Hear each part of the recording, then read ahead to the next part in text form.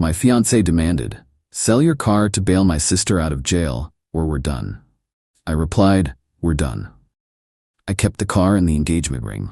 3 days later, she was begging for me back because her sister stole her identity instead.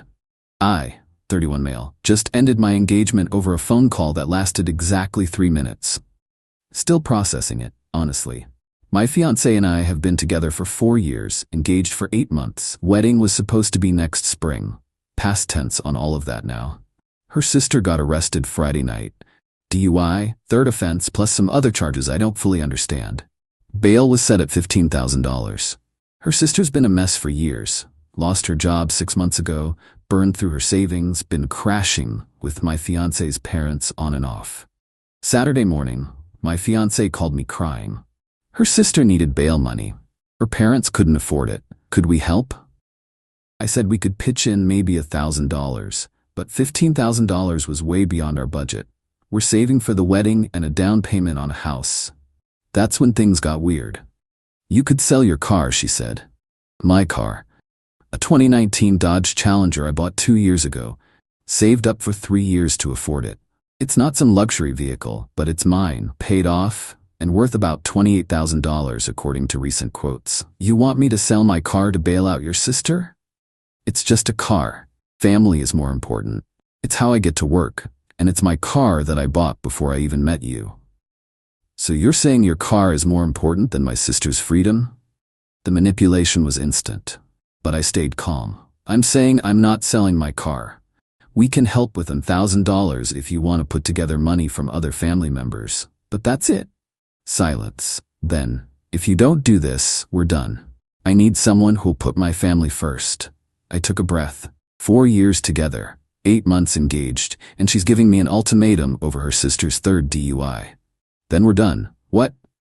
"We're done. You can pick up your stuff from my place this week. I'll leave the engagement ring on the counter."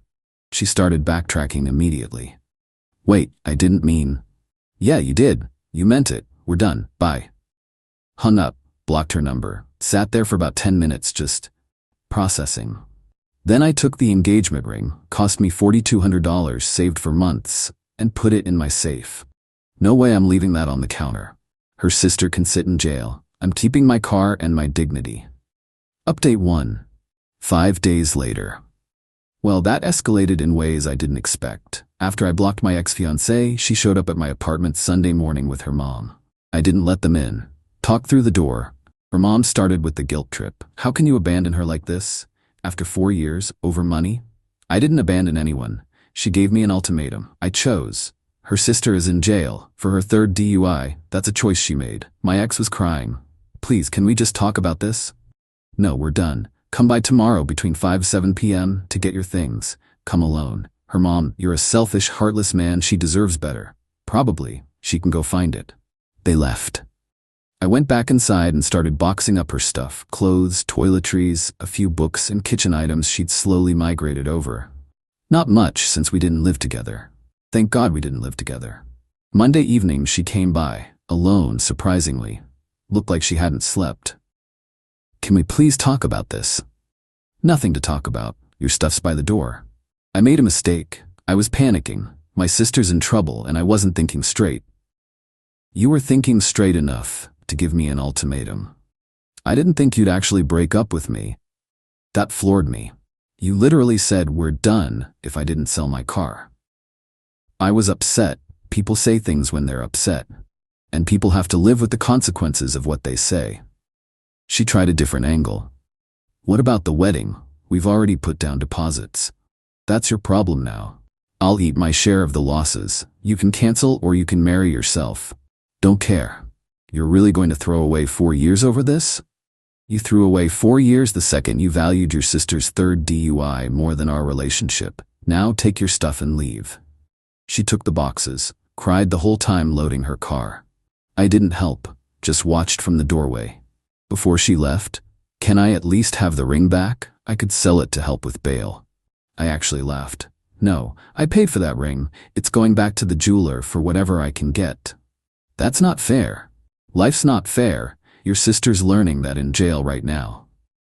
She drove off. I went back inside, called the jeweler, and set up an appointment to sell back the ring. They offered me $2,800. Took it. Better than nothing. Here's where it gets interesting. Wednesday, I got a call from a number I didn't recognize. Answered it. Hi. Is this my name? Yeah? This is officer name with the police department. I'm calling about a fraud report. Do you have a few minutes? My heart dropped. Fraud report? Yes, sir. A credit card was opened in your name 3 days ago. The credit card company flagged it as potential fraud and contacted us. Have you opened any new credit cards recently? No. Nothing. That's what we thought. We're investigating this as identity theft. I'll need you to come down to the station to file a report and review the application. I went down that afternoon. They showed me the credit card application.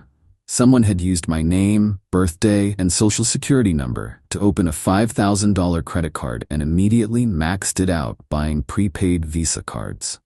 The address on the application? My ex-fiancée's parents' house. Do you know anyone at this address? The officer asked.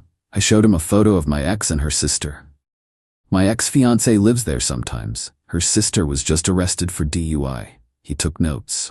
We'll look into it. In the meantime, file a report with the credit bureaus and freeze your credit. I did all that. Also checked my credit report. Someone had tried to open 2 other cards in my name. Both got denied because the credit freeze went through just in time. Thursday morning, I got a call from my ex. I'd unblocked her temporarily to coordinate her stuff pickup. Forgot to reblock. We need to talk. It's important. About what? Just, please. Can I come over? Against my better judgment? Fine, you have 10 minutes. She showed up 20 minutes later, looking wrecked. Eyes puffy, hair a mess. Someone opened a credit card in my name, she said. Yeah, me too. Her eyes went wide. What? Someone opened cards in my name. Cops are investigating. Why? I got a call from a credit card company. Someone opened a card in my name and bought like $8,000 worth of stuff. I didn't do it. We stared at each other. Your sister, I said. It can't be. She's in jail. She got out. Check with your parents. She called her mom right there. Put it on speaker. Mom, is my sister still in jail? No, sweetie, she got out Tuesday. We scraped together bail money from family and a bail bondsman. How much did you put down? $2,500. Why? My ex hung up, looked at me. She stole our identities.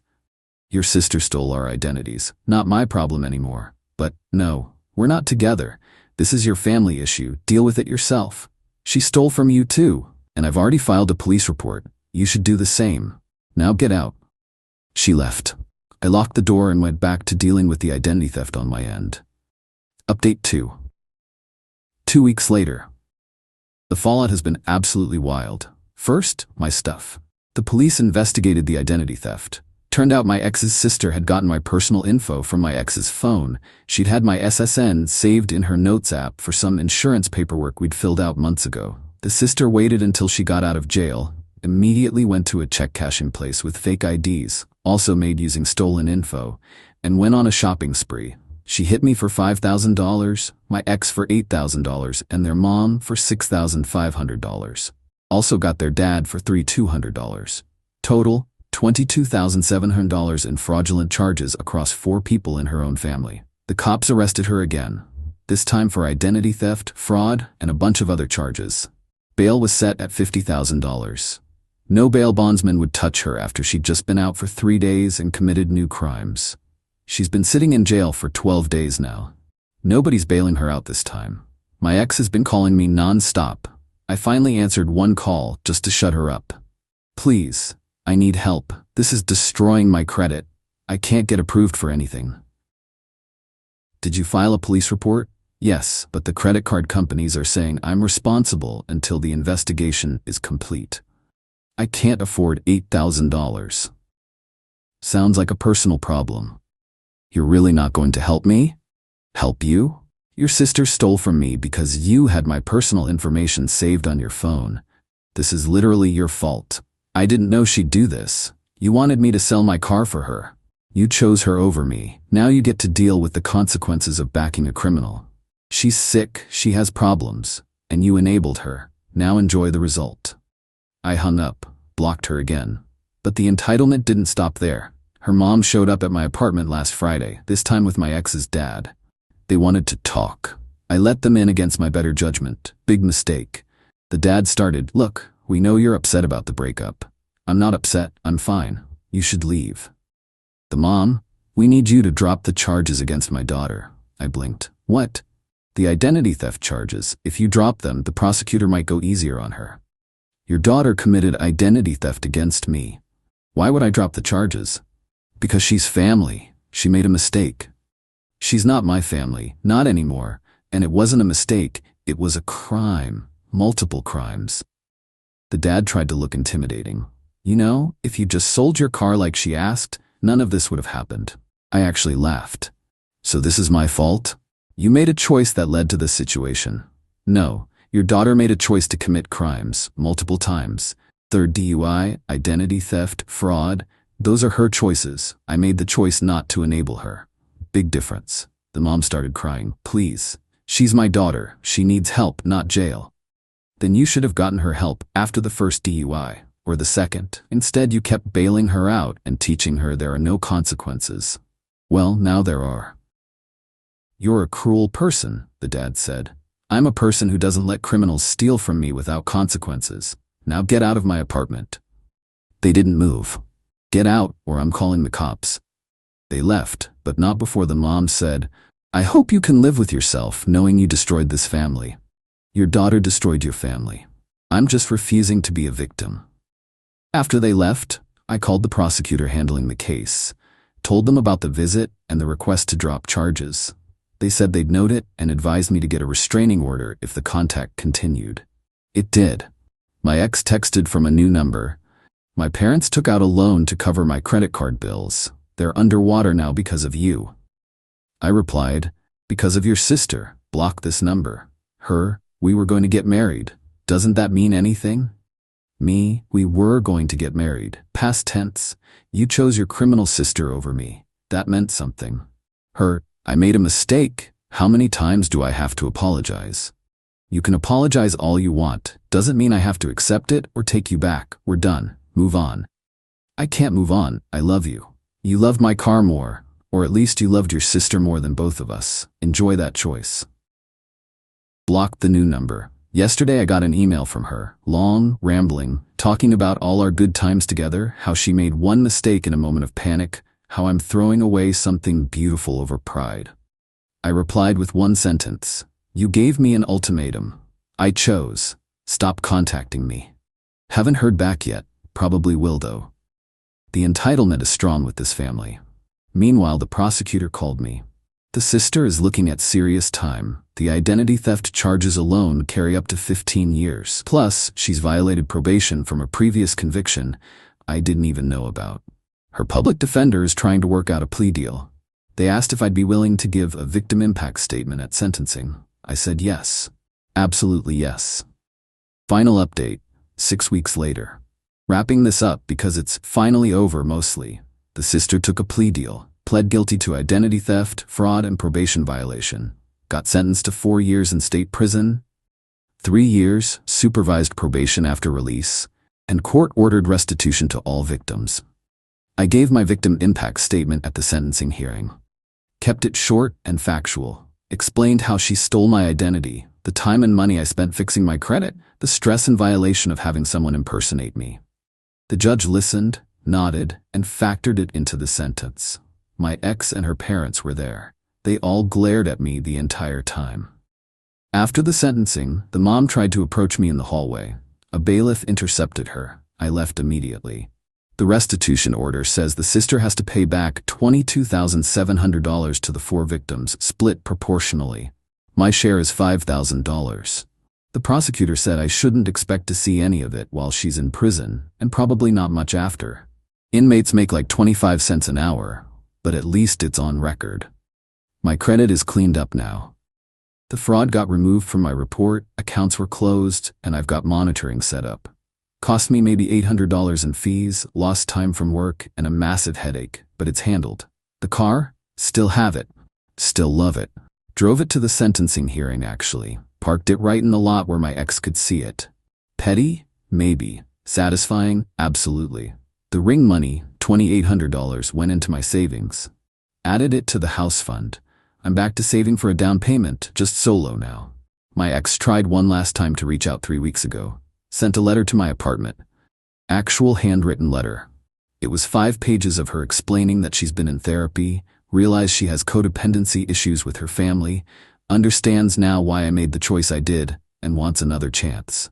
I read the first page, threw the rest in the shredder. Sent her a text from a Google Voice number. I've read your letter. I'm glad you're getting help, but we're not getting back together. Ever. Stop contacting me.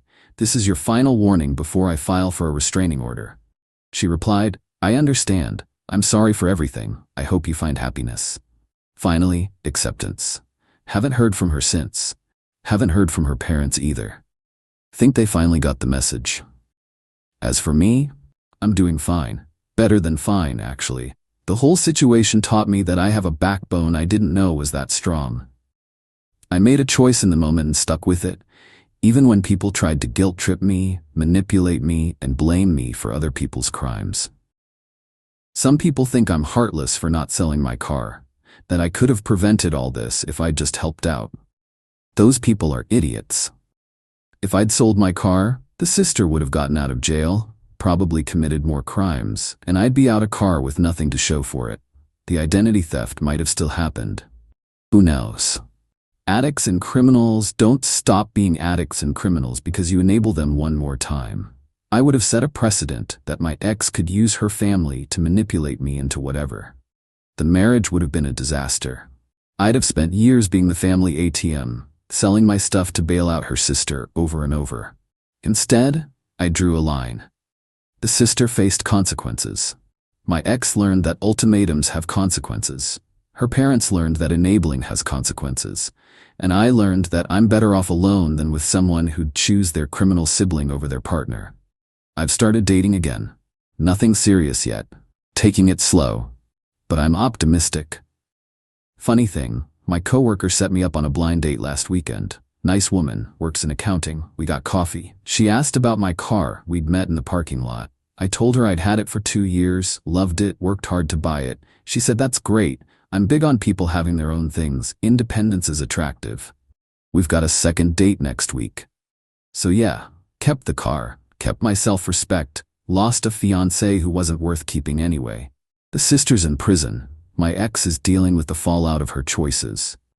Her parents are paying off loans they took out to enable their daughter. And me? I'm good. Credit's clean, car's running great, and I'm moving forward. Sometimes the trash takes itself out. You just have to let it.